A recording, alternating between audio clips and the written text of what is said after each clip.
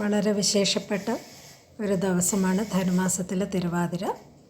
അന്ന് വിശേഷമായി തയ്യാറാക്കുന്ന പുഴുക്ക് എങ്ങനെയാണ് തയ്യാറാക്കുന്നതെന്ന് ഇന്ന് വീഡിയോയിൽ കാണിക്കാം.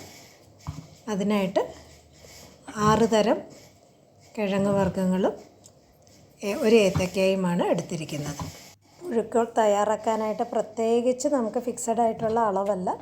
അവരവർക്ക് ഇഷ്ടമുള്ള പച്ചക്കറികൾ അങ്ങോട്ടും ഇങ്ങോട്ടും ഒന്ന് കൂട്ടുകയോ കുറയ്ക്കുകയോ ചെയ്യാം. അതിനായിട്ട് കാച്ചിൽ, വെട്ടുചേമ്പ്, കൂർക്ക, മധുരക്കിഴങ്ങ്, ചേന, ഏത്തക്കായ, ചെറുചേമ്പ് 7 പച്ചക്കറികളാണ് എടുത്തിരിക്കുന്നത്. അത് നന്നായിട്ട് കഴുകി തൊലിയൊക്കെ കളഞ്ഞ് ഇതുപോലെ കഷ്ണങ്ങളാക്കി, ഇച്ചിരി വലിയ കഷ്ണങ്ങളാക്കി മുറിച്ചെടുക്കുക.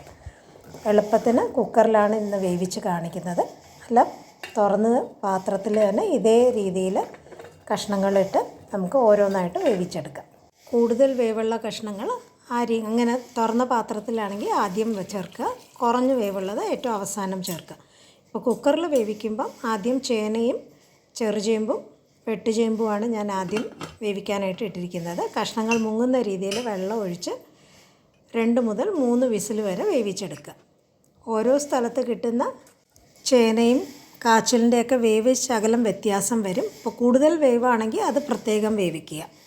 ഇതിപ്പം 3 വിസിൽ ഞാൻ വേവിച്ചപ്പം ചേനയും നന്നായിട്ട് വെന്തിട്ടുണ്ട്, ചേമ്പും നന്നായിട്ട് വെന്തിട്ടുണ്ട്. അതിലുള്ള വെള്ളം ഇതുപോലെ അരിപ്പയിലൂടെ വാർത്തെടുത്തിട്ട് അതേ വെള്ളം നമുക്ക് രണ്ടാമത്തെ ബാച്ചിൽ കഷ്ണങ്ങൾ വേവിക്കുമ്പം ചേർത്ത് കൊടുക്കാവുന്നതാണ്.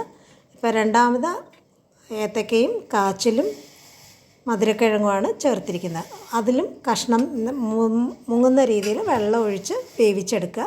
ഇത് 1 വിസിലേ വെച്ചിട്ടുള്ളൂ. ചില സ്ഥലത്ത് കിട്ടുന്ന കാച്ചിലിന് വേവ് കൂടുതലാണെങ്കിൽ അത് പ്രത്യേകിച്ച് വേവിച്ചെടുക്കുക.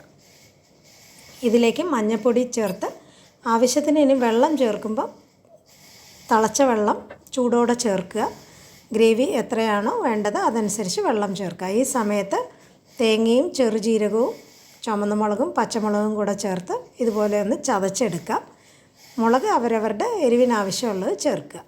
വെള്ളം തിളച്ച് വരുമ്പം സ്വാദിനാവശ്യമുള്ള ഉപ്പ് ചേർത്ത് നല്ലോണം ഇളക്കി, ഉപ്പ് ഏകദേശം കഷ്ണങ്ങളിൽ പിടിച്ച് കഴിയുമ്പം ചതച്ച് വെച്ചിരിക്കുന്ന തേങ്ങയുടെ കൂട്ട് ചേർത്ത് നന്നായിട്ട് ഇളക്കി 2-3 മിനിറ്റ് ഒന്ന് തിളപ്പിച്ചെടുക്കാം. തേങ്ങയുടെ പച്ചമണം മാറിക്കിട്ടുകയും ചെയ്യും.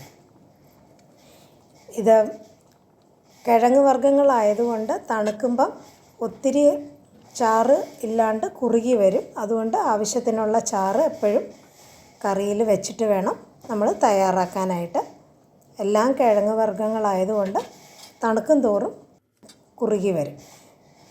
ഒന്ന് തിളച്ചതിന് ശേഷം കുറച്ച് കരിവേപ്പിലയും ചേർത്ത് നന്നായിട്ട് ഇളക്കി യോജിപ്പിച്ച് അവസാനം 2-3 ടീസ്പൂൺ വെളിച്ചെണ്ണ ഒഴിച്ച് നമുക്കിത് ഗ്യാസ് ഓഫ് ചെയ്ത് അടച്ചു വെച്ച് മാറ്റി വയ്ക്കാം. എണ്ണ ചേർത്തതിന് ശേഷം ഉടനെ യോജിപ്പിക്കേണ്ട, ഒരു പ്ലേറ്റ് വെച്ച് അടച്ചൊരു 10 മിനിറ്റ് മാറ്റി വെച്ചതിന് ശേഷം നമുക്കെല്ലാം കൂടെ നന്നായിട്ട് യോജിപ്പിച്ചെടുത്ത് വിളമ്പാം. അപ്പോൾ ആ എണ്ണയുടെ മണം കറിയിൽ നന്നായിട്ട് പിടിച്ച് കിട്ടും. താളിപ്പിന് പകരമാണ് ലാസ്റ്റ് നമ്മൾ വെളിച്ചെണ്ണ ഇതുപോലെ ഒഴിക്കുന്നത്. അപ്പോൾ താളിപ്പ് ചേർക്കുകയാണെങ്കിലും ഇതുപോലെ തന്നെ അടച്ച് വയ്ക്കുകയാണെങ്കിൽ കറിയിൽ ആ താളിപ്പിൻ്റെ മണം നല്ലോണം കിട്ടും. പുഴുക്കിൽ സാധാരണ താളിപ്പ് ചേർക്കാറില്ല. നന്നായിട്ട് യോജിപ്പിച്ചതിന് ശേഷം നമുക്കിത് വിളമ്പാവുന്നതാണ്. ഇപ്പം ചോറിനൊപ്പവും അല്ല കഞ്ഞിയുടെ ഒപ്പവും നമുക്കിത് ഈ പുഴുക്ക് വളരെ സ്വാദിഷ്ടമാണ്. ഇപ്പോൾ തിരുവാതിരയ്ക്ക് സ്പെഷ്യലായിട്ട് നമ്മൾ തയ്യാറാക്കുന്ന ഈ വിഭവം ഈ രീതിയിലൊന്ന് തയ്യാറാക്കി നോക്കുക. ഇത് കേരള സ്റ്റൈല് പുഴുക്കാണ്. അല്ല, ഇപ്പോൾ തമിഴ്നാട് സ്റ്റൈലാണെങ്കിൽ 7 കറി കൂട്ടെന്ന് പറയും. അതിൻ്റെ ലിങ്ക് ഡിസ്ക്രിപ്ഷൻ ബോക്സിൽ ഷെയർ ചെയ്യാം.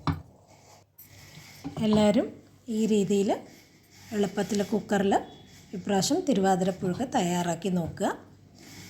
വീഡിയോ ഇഷ്ടപ്പെടുകയാണെങ്കിൽ ലൈക്ക് ചെയ്യുക, ഷെയർ ചെയ്യുക, സബ്സ്ക്രൈബ് ചെയ്ത് സപ്പോർട്ട് ചെയ്യുക.